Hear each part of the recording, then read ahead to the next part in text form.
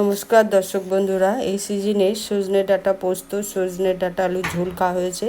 আজকে আমি বানাবো কুমড়ো দিয়ে সজনে ডাঁটার তরকারি। চলুন তাহলে শুরু করা যাক। কড়াইয়ে আমি সর্ষের তেল দিলাম, হাফ চামচ গোটা জিরে, 4টে কাঁচা লঙ্কা আর একটা পেঁয়াজ দিলাম। পেঁয়াজটা নাড়াচাড়া করে নেব।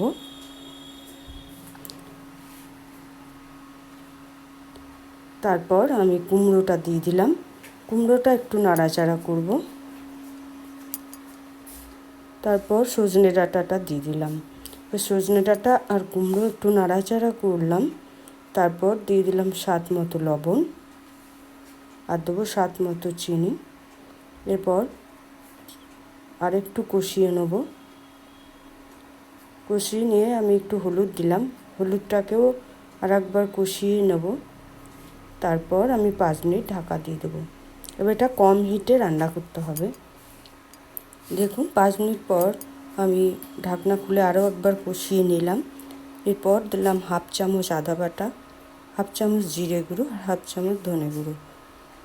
এখন আদা বাটাটা দিলাম তার কারণ সেন্টটা বেশ ভালো লাগবে, কাঁচা আর গন্ধ থাকে, তাই আমাকে খুব ভালো লাগে সেন্টটা। এরপর আমি পরিমাণ মতো জল দিলাম, খুব বেশি জল দেবো না।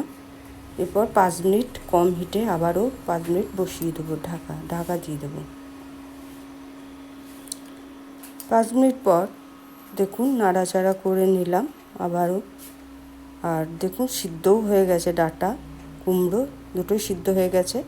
আর এই যে কুমড়ো গায়ে যে একটু জল আছে, নাড়াচাড়া করতে করতে জলটা শুকিয়ে গেলে আমি গ্যাসটা অফ করে দেবো। দেখুন হয়ে গেছে আমার তরকারিটা, মাখো মাখো হয়ে গেছে। এবার আমি গ্যাসটাকে অফ করে দেবো আর আমি এবার সার্ভ করে নেব। এই রেসিপিটা ভালো লাগলে ইউটিউব থেকে দেখলে সাবস্ক্রাইব, লাইক, শেয়ার, কমেন্ট করবেন।